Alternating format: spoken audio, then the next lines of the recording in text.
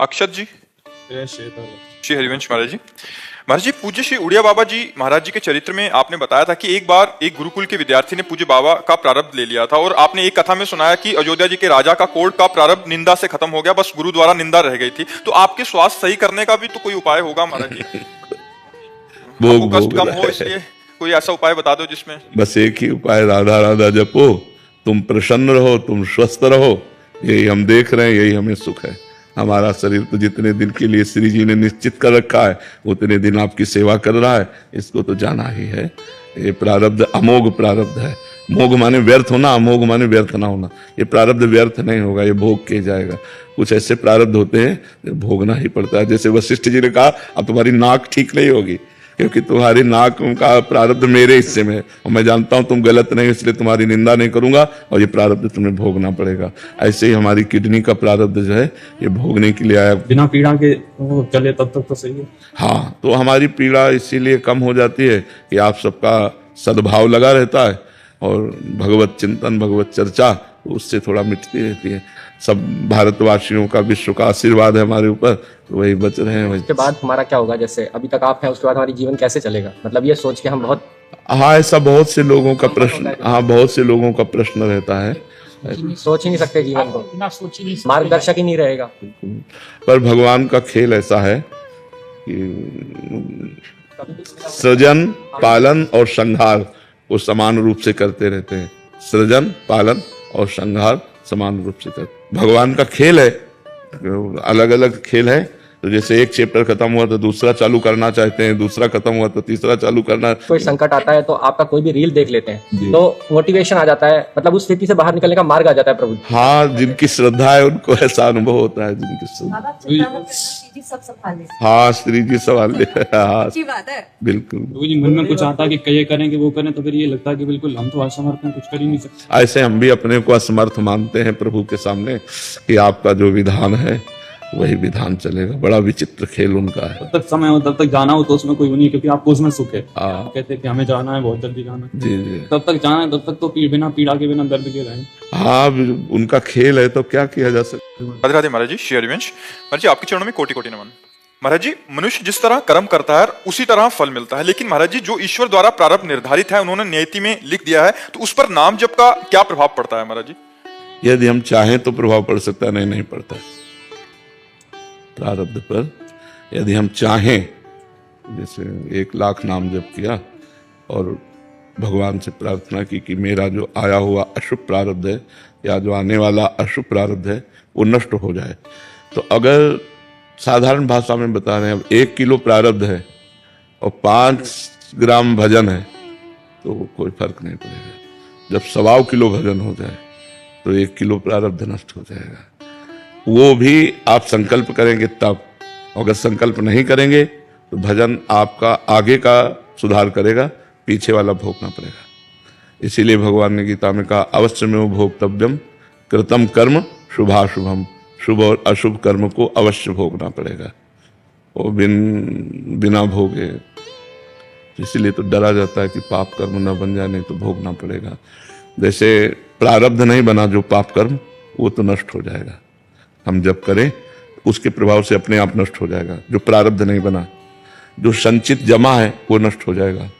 जो क्रियमाण तो भजन कर रहे हैं, गंदा हो ही नहीं रहा, लेकिन प्रारब्ध बहुत वज्र के लिए होता है, उसे भोगना पड़ता है। तो बड़ा प्रारब्ध बड़ा जोर का होता है, प्रारब्ध बड़ा विचित्र होता है और भगवान की लीला भी बड़ी विचित्र होती है।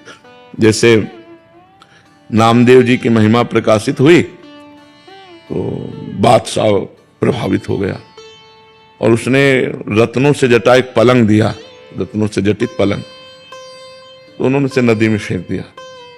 बादशाह को लगा कि मेरी दी हुई भेंट का अपमान हुआ, तो उन्होंने आवेश में कहा पलंग निकाल के बाहर रखो। तो उन्होंने 100 पलंग निकाल दिए। वैसे सिद्ध पुरुष थे, कहा अपना पलंग जो चाहो ले लो। तो चरणों में गिरे, क्षमा मांगा। वही जब विट्ठल भगवान के दर्शन करने के लिए वहीं से जाए तो मन में आया कि बाहर जूते उतार देंगे तो कोई ले न जाए, और गमछा में जूते बांध लिए, कमर में कस लिए और वहां गए तो भूल गए अपने आप को ठाकुर जी के दर्शन करने। नाचने लगे तो गांठ ढीली पड़ी तो जूते गिरे।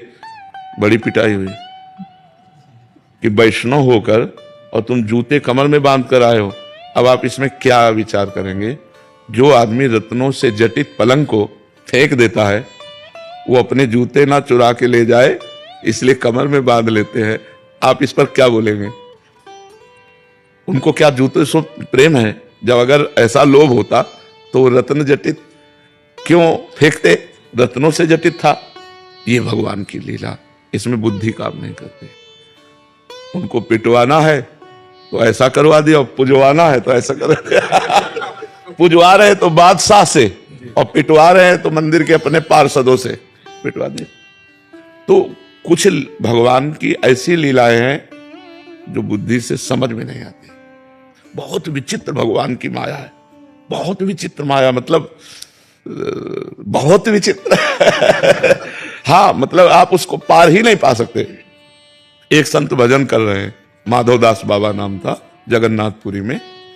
तो कई दिन से भोजन नहीं पाया और भजन में लगे थे। तो भगवान अपने भोजन की थाल वहां गए लेके, जगन्नाथ जी कहा बाबा भोजन पालो। तो उनका माला पूरा हो जाए हम पालेंगे, तुम रख दो। तो रख के अंतर ध्यान हो गए।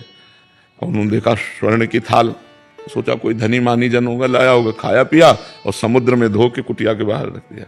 अब वहां हुआ कि भोग की थाल गायब हो गई। तो किसी ने कहा माधवदास बाबा की कुटिया के बाहर थाल रखी। अब आए तो देखा तो उनका थाल चुराया और मार डंडे मार डंडे। अब इसमें क्या बुद्धि लड़ाओगे?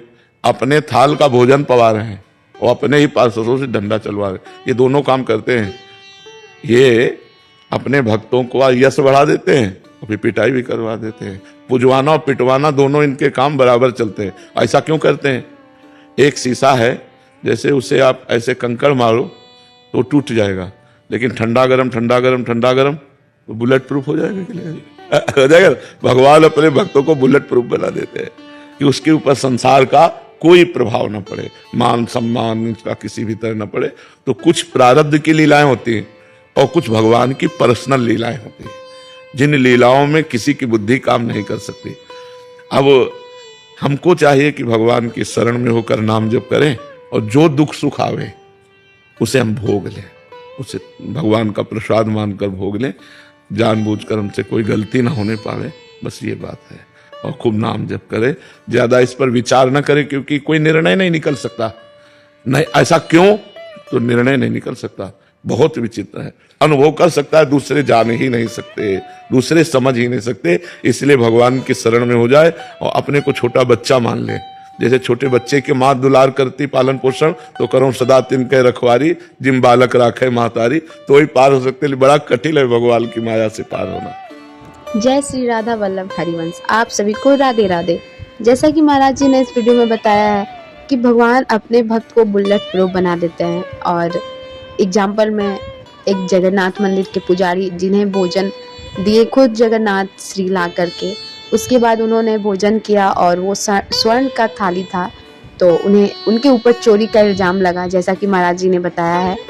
और चोरी के कारण उन्हें बहुत ज़्यादा मार भी पड़ी, जिसमें उनकी कोई भी गलती नहीं थी। इस वीडियो में आपने देखा। तो इसलिए भगवान अपने भक्त को बुलेट प्रूफ बना देते हैं। और भगवान की माया भगवान ही जाने, क्योंकि भगवान की माया को आज तक कोई समझ नहीं पाया है। आज भगवान की माया भगवान ही जाने। चलिए आप लोगों से मिलते हैं नेक्स्ट वीडियो में। आप सभी को राधे राधे। जय श्री राधे। जय श्री राधा वल्लभ हरिवंश।